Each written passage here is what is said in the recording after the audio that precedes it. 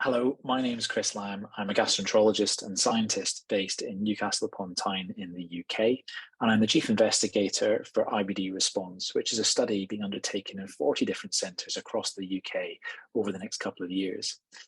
I'd like to take a few minutes to tell you about IBD-RESPONSE, defining predictors of responsiveness to advanced therapies in Crohn's disease and ulcerative colitis. We're at a really exciting stage in IBD therapy where we have more treatments available for our patients than we've ever had before. This is great because it provides choice for us with our patients to decide which treatment may be best suited to an individual patient. But in order to make that choice in an informed way, we need to have data.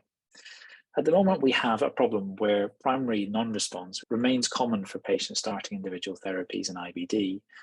And for some patients, they may also experience a phenomenon called secondary loss of response, where the therapy effect wears off over time. In order to better understand how therapies may work, it's important to have studies which incorporate all treatments available, or at least more than one therapy, so they can be directly compared to one another.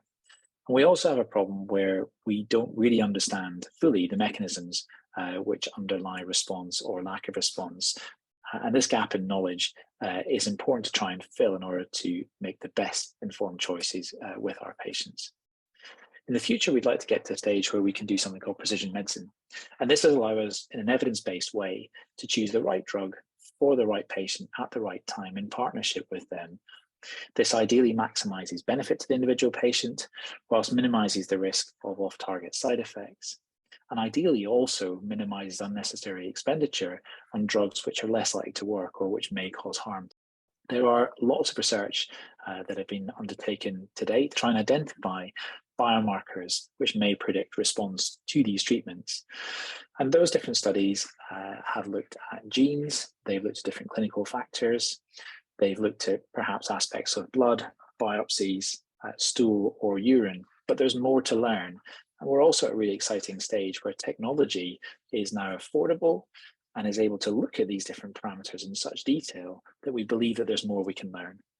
We think that we can look at different aspects of the human immune system and also the microbes which live inside us and integrate those information sets together to understand more about what makes patients individual. And so the primary objective of IBD-RESPONSE is to identify and validate a predictive model of clinical response or failure to respond to the various therapies we have available in IBD care. These include biologics, and also these include JAK inhibitors and S1P receptor modulators. We'd like to incorporate gut microbiome, metabolome, human immune, and genetic information into this.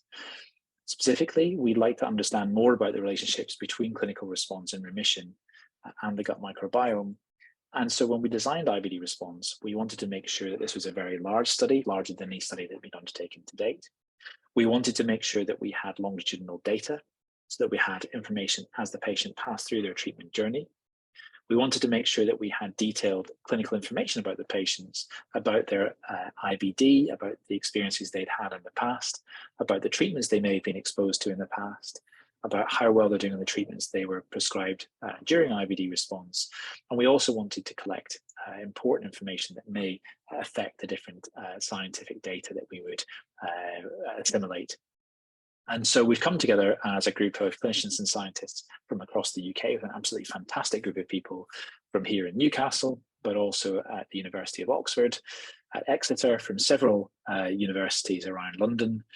We also have team members in Cambridge, both at the University of Cambridge and also the Wellcome Sanger Institute, and also up in Edinburgh. And this is what IBD-RESPONSE will look like. It will include 1,325 patients who will be recruited to this study at the point where they are being considered and start one of these advanced therapies in IBD.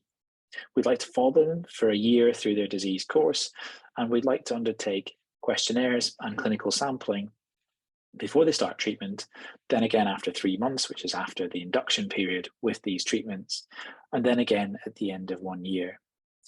We wanted to try and do this study as much as possible remotely, and so patients will undertake questionnaires on a smartphone or a laptop.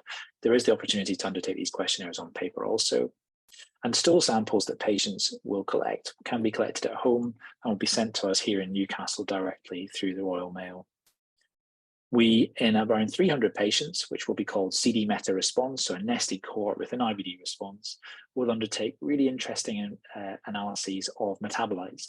So this is looking at the products of human metabolism or microbial metabolism that we can identify in blood, but also in fecal fluid.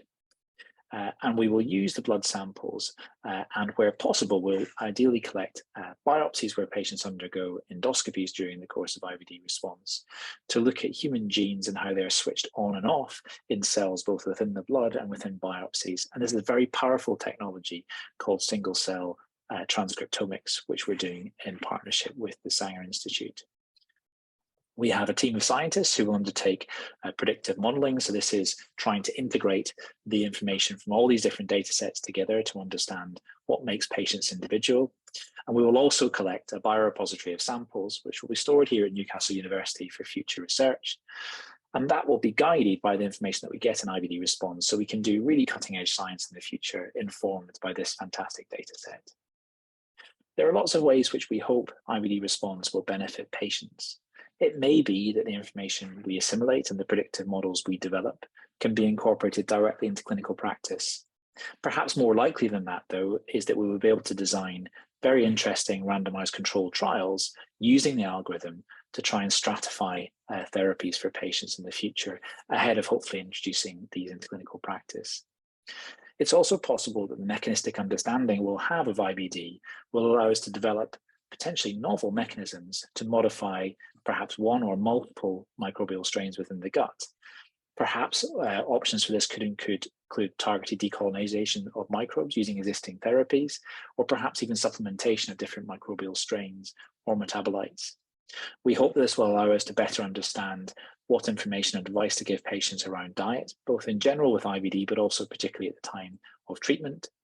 And it may be that we can perhaps even refine protocols to deliver or donor selection for fecal transplants in the future. Perhaps even we can identify new targets for therapy altogether. Overall, we believe that we will understand the disease biology of IBD more globally as time goes on with the data set that we will develop. We'd like to say thank you to our funders. We're generously supported by the MRC, the Helmsley Charitable Trust, who are based in the US, the Wellcome Sanger Institute in Cambridge, and we're also supported by Crohn's and Colitis UK, and we're grateful to all these charities and funders for supporting this work in the years to come. If you'd like more information about IBD response, please visit our website, www.ibd-response.co.uk, where there's lots more information about the study and ways to contact us. You can follow us on Twitter at the top right hand of this page, and also email us at ibd.response@newcastle.ac.uk.